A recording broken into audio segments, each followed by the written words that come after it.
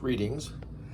My name is Scott, and today we are going to talk about one of my more impulsive purchases when the pandemic began in early 2020. So I got online. Well, it's a long story. I'm not going to tell it. Okay, I might tell it. Well, I got to reading like this. So I like eggs, right? I like eggs a lot. But I'm also trying to be a vegan. Trying, the key word there. And now comes this this really cool recipe that says, hey, you can make your own eggs, like substitute out of chia seeds. And then I try it, and it was kind of a little bit crunchy, and the seeds really. And I thought to myself, what if I could just, mill it? So, gosh, it must have been March. So from March, April, May, June. See, I had to start January because I can't pick up in March. March, April, May, June, July, August, like 8 months. I was tempted a couple times to cancel it because it was kind of an expensive thing, but they didn't actually charge me, so I was like, whatever, They didn't charge me, so I'm doing an unboxing here. Got it from Crate and Barrel, and it was a solid $150 or $200 less than the ones other people were selling, which were the exact same unit. So I'm kind of trying to get this to come out of the box here. This is already not fun. All right, there we go. Gotta be smarter than the box.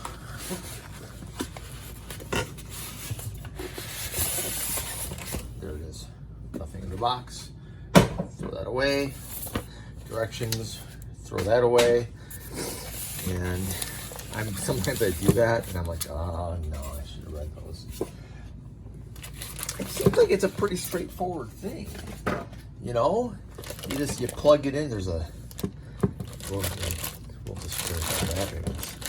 This is a solid chunk of steel here. I'm liking it.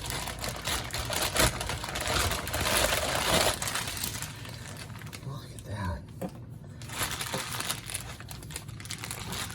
So you see smaller grain, bigger grain. Knob dial that goes all the way to the edge and stops there. So I'm gonna go with small. This is just it's kind of a little thing in there. Don't stick your fingers in there. All right, let's take a look.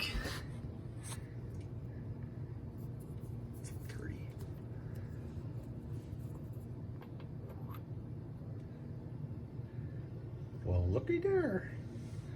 I'm gonna guess we stick that in there like that. Get it. It kind of seems to sort of lock into place there. Go ahead and turn that knob. And I don't want to make a mess in the kitchen.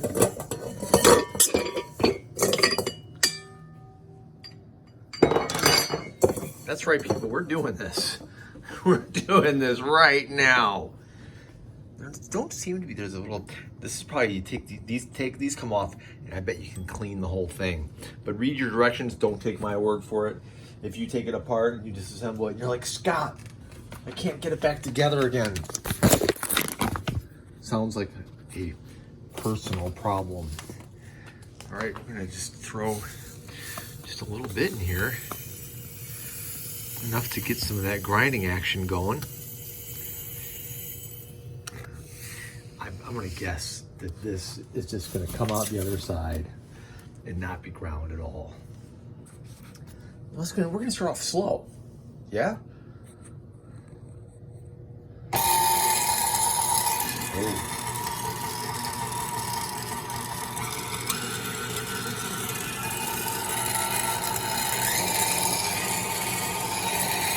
Oh, there we go.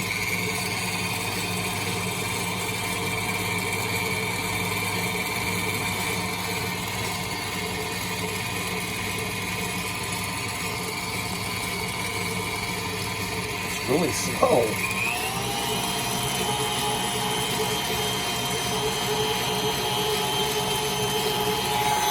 Put it up to 11.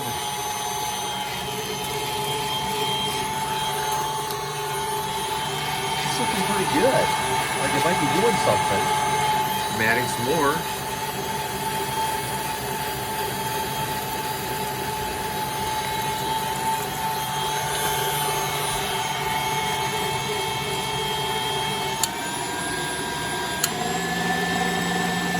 Whoa.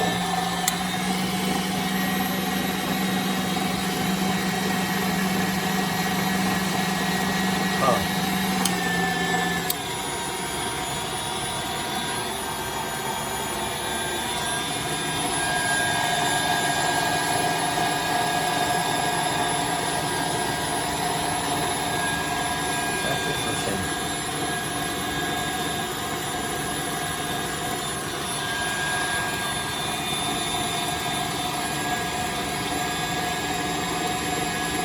I mean, it's producing, but not very quickly.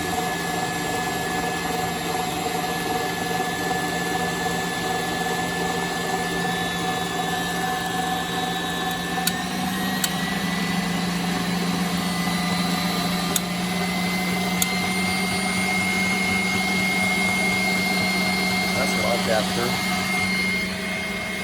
And it's also not doing much for grinding either. That was faster, but it wasn't doing a lot for grinding.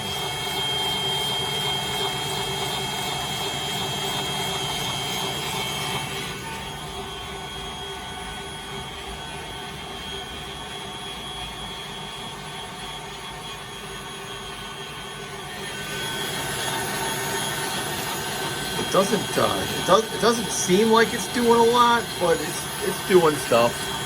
I'm just gonna let that run. Wow, it's not. I thought this would be a fast process. I'm guessing that this has a high moisture content,